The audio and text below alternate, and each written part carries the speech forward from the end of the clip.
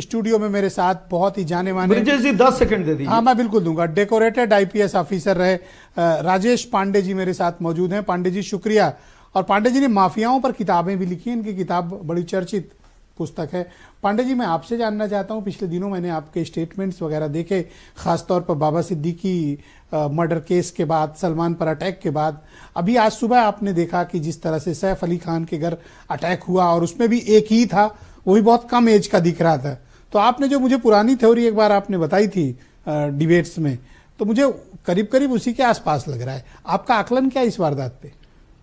देखिए, आकलन तो जो आपका है या राजपूत जी बैठे हुए हैं, देखिए अपराध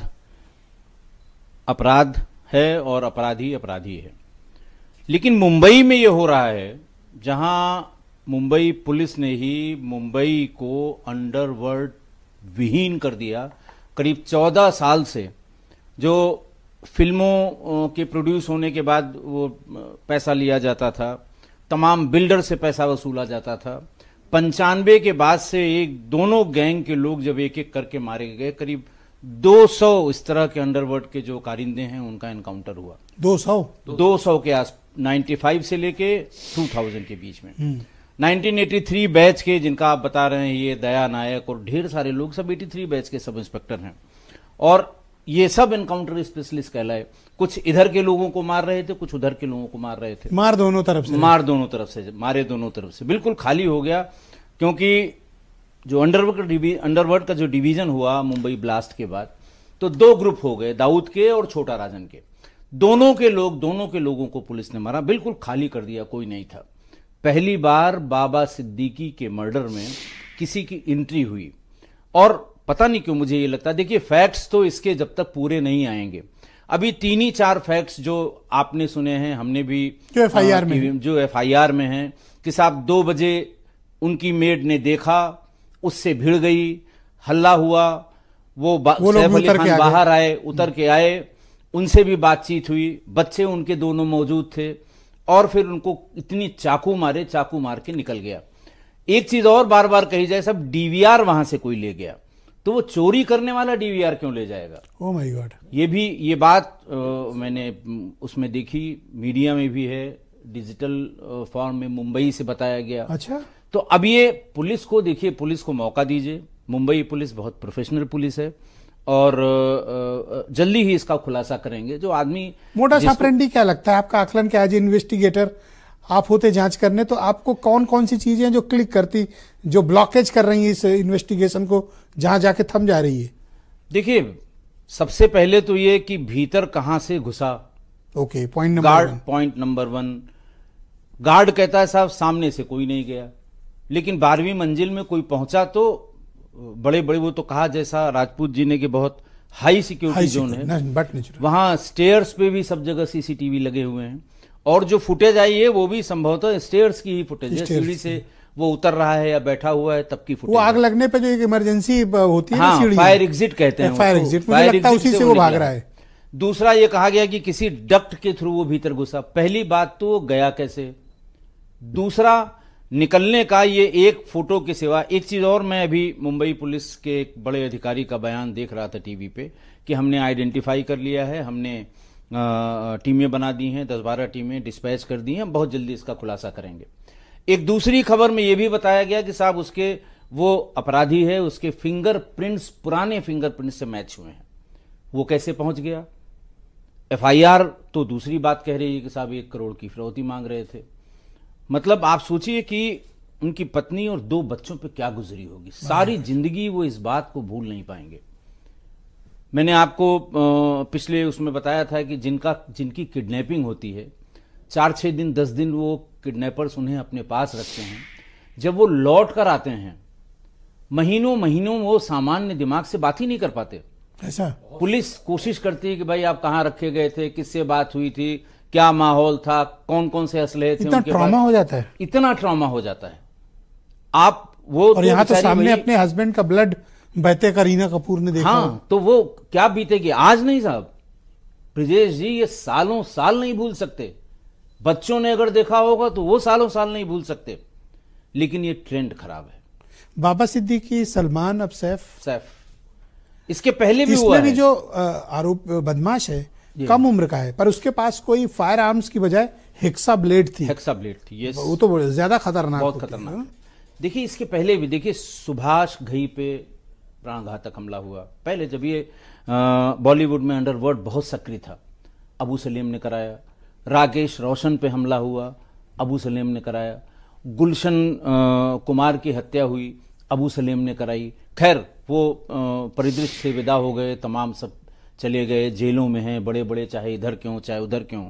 लेकिन अगर ये एक बार फिर जिंदा हुआ तो बड़ा मुश्किल हो जाएगा। ये आपको लूट की वारदात लगती है या कुछ और?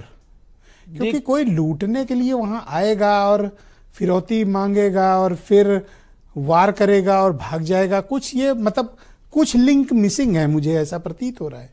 I am not sure, but मुझे ऐसा लगता है। ब्रिजेश जी, शुरुआत में जो बात बताई गई कि उनकी मेड ने कहा कि वो चोरी करने आया था, उसका ये कहना था कि जब चोर को मैंने देखा तो मैंने शोर मचाया, और फिर उसके बाद उसकी गुत्थम गुत्था हुई, मेड को चोट भी लगी, आवाज सुन के नीचे आ गए।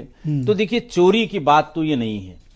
चोरी तो ये है जो हम लोगों के यहाँ 379 आईपीसी पहले लिखी जाती थी कि आपको पता न लगे आपका मोबाइल फोन या आपका पॉकेट मार पीछे से निकाल ले, वो चोरी है। आपको पता ही न लगे कि साहब हमारा कुछ निकल गया, चला गया, गिर गया, निकाल लिया गया। ये तो साहब जिसको कहते हैं ना पिस्टल पॉइंट पे अगर आप किसी की चाबी मांग रहे हैं, पैसा मांग रहे हैं, गहना मांग रहे हैं, तो डकैती हुई। नहीं, वो भी फिरौती कोई 1 करोड़ घर पे लिए थोड़ी बैठा है कि वो मांगा 1 करोड़ और दे देगा और लेके चला जाएगा। ये कुछ मतलब कुछ लिंक मिसिंग लग रहा है। मैं कहता रहा हूं, देखिए लिंक तो ये तभी खुलेगा जब वो मिलेगा, असली लिंक। इसको अभी क्या तक हम जो इससे चीजें कनेक्ट कर सकते हैं? सलमान, बाबा सिद्दीकी, इससे कुछ कनेक्ट कर सकते हैं अभी? बिल्कुल कनेक्ट कर सकते हैं, आने दीजिए ना, आने दीजिए, कनेक्ट भी होगा। देखिए ये चोरी तो नहीं है, पहली बात बिल्कुल स्पष्ट बता दूं मैं, ये चोरी किसी कीमत पे नहीं है। हमारे ख्याल से डकैती में मुकदमा भी लिखा गया है। कोई आदमी चोरी करने जाएगा और उसको लग जाए कि मेड ने हमको देख लिया, वो कूद के भागेगा, निकल जाएगा वो फिर। लेकिन जो इस उद्देश्य से आया है कि मुझे किसी को मारना है, तैयारी से आया था, तैयारी से आया था, तो वो क्यों कूद के भाग जाता? वो मेड से भी भिड़ा, सलमान से भी भिड़ा, उनकी सॉरी सैफ से भिड़ा, बच्चों को भी देखा होगा उसने। मुझे जो लगता है, मेरी जो समझ में आता है कि हो सकता है वो इनके बच्चों को कब्जे में करके उनसे पैसे की उगाही या जो कुछ वो मांगना चाह रहा है या जो उसके पास ब्लैकमेल करने का हो कि साहब बच्चे को अगर कब्जे में कर लेंगे ये आपको तो ये लगता है तुरंत कि पैसा ले लेंगे। एक व्यक्ति के कारित अपराध है या रिमोट कंट्रोल था उसके पीछे रहा होगा? देखिए अकेले किया है ये बात तो थोड़ी कम समझ में आती है। हाँ, मुझे भी नहीं कन्विंस नहीं करती। तो नहीं किया है।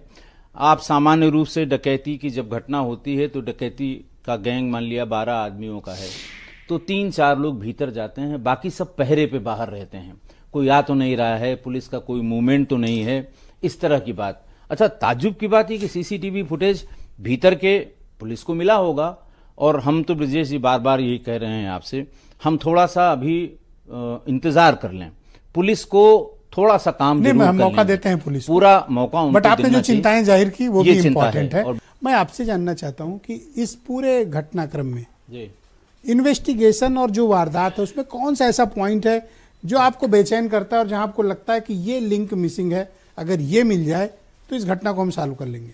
देखिए ब्रिजेश जी, मैं इसको थोड़ा सा पहले और ले जाऊंगा। 2 घटनाओं का आपने जिक्र किया, एक तो बाबा सिद्दीकी का और दूसरे सलमान खान का। बाबा सिद्दीकी वाले मामले में भी अभी इसका जो लिंक, लास्ट लिंक जिसे कहते हैं, जैसे वो असलहा कहां से आया, बाबा सिद्दीकी, जो बाबा सिद्दीकी वाले में मौके पर पकड़े गए 2 लोग, पिस्टल थी, ग्लॉक की पिस्टल, ऐसा बताया जाता है, आधिकारिक रूप से नहीं बताया, लेकिन मेरी जानकारी के हिसाब से ग्लॉक की पिस्टल थी। ओके। दूसरा, जब अतीक अशरफ को पुलिस कस्टडी में मारा गया, 3 लड़कों ने उछल के मारा, उसमें जिगाना पिस्टल इस्तेमाल हुई, 3-4 लाख रुपए की एक पिस्टल है, टर्किश मेड है। इन दोनों की कंबाइंड प्रॉपर्टी का मूल्यांकन कर लें तो वो भी उतनी नहीं होगी जितनी 2 जिगाना पिस्टल की कीमत होती है। माय गॉड, वो कहां से आई, किसने दिया, आज तक पता नहीं, आज तक पता नहीं लगा।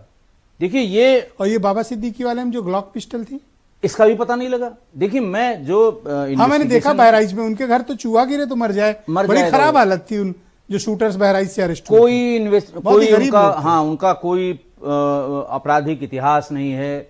आप इसकी बात कर रहे हैं, संजीव जीवा को इसी लखनऊ की अदालत में, भरी अदालत में जज डायस पर बैठे हुए थे, जज के सामने मार डाला। 50 वकील थे और 20 पुलिस वाले थे, वकील के बेश में सटा के मार दिया। वो भी मॉडर्न पिस्टल थी। उस आदमी का भी कोई आपराधिक इतिहास नहीं था, उसका भी पता नहीं लगा कि ये पिस्टल कहां से मिली। उसका एक बयान है, सब एक आदमी मुझे कमाल के इन्वेस्टिगेटर हैं आप, आपने तो कड़ी से कड़ी जोड़ दी।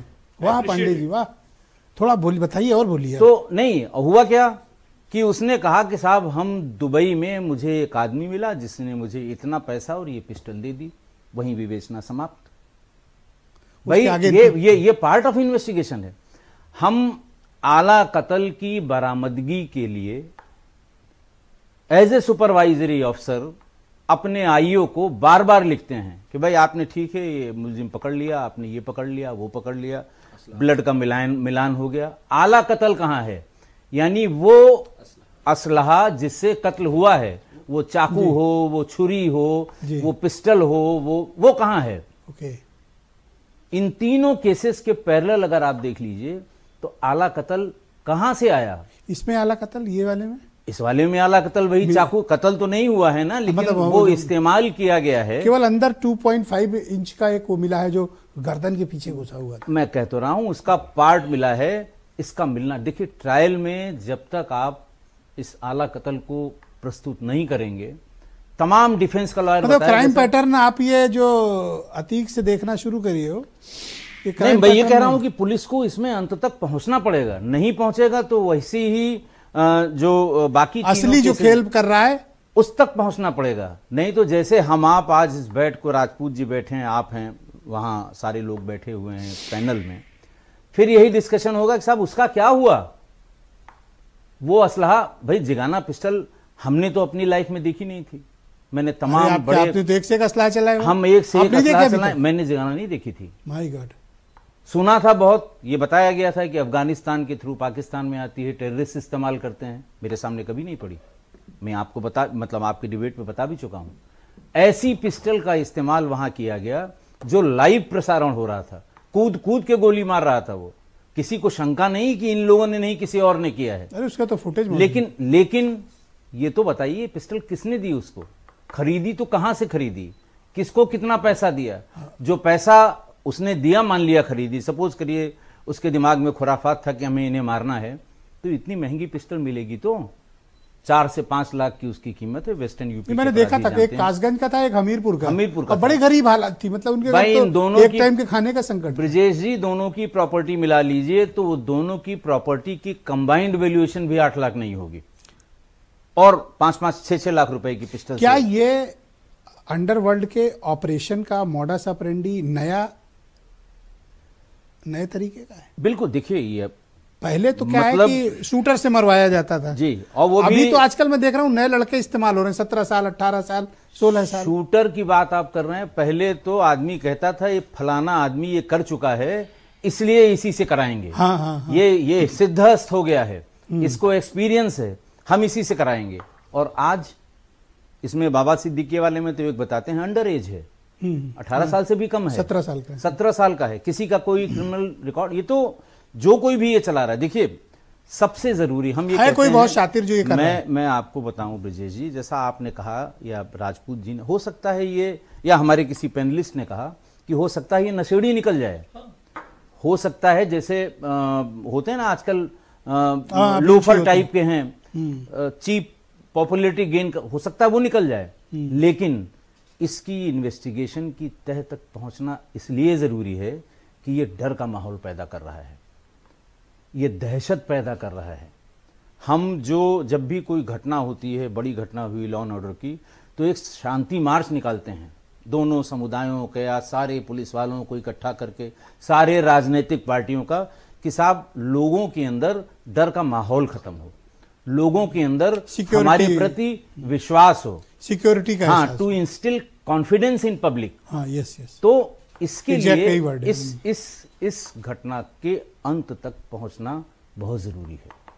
मैं आपको पिछली तीनों घटनाओं के बारे में बता रहा हूं, इन तीनों में आला कत्ल कहाँ से आया आज तक नहीं पता लगा। या हो सकता है वो पता लग गया हो सीबीआई को, या उनको वो बताना नहीं चाह रहे हो।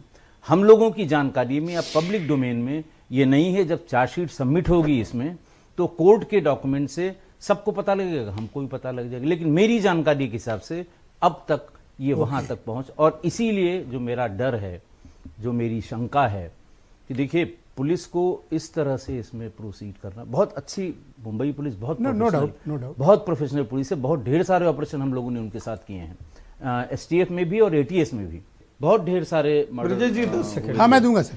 अंडरवर्ल्ड में जिससे बहुत ढेर सारे उसका इस्तेमाल करके मुंगेर वाली पिस्टल हुआ करती थी, और उसका रूट भी यही जो इन्होंने बताया, वो नेपाल, बिहार और फिर उत्तर प्रदेश के, मतलब नेपाल से मुंगेर इकट्ठी होती थी और फिर यहाँ से गोडाउन मुंगेर ही था। उसमें make in USA, make in, made in England, ये सब लिखा रहता था। वो भी ये जिगाना का रूट पता चला?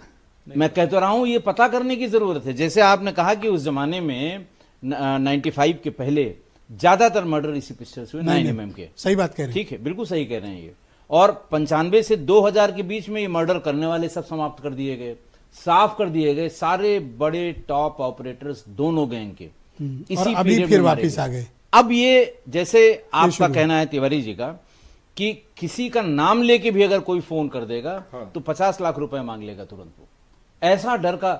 इसीलिए to instil confidence in public, particularly in Bollywood, आपको लास्ट तक पहुंचना ही होगा, पुराने केसेस में भी और इस केस में भी। बहुत शुक्रिया आपका पांडे जी।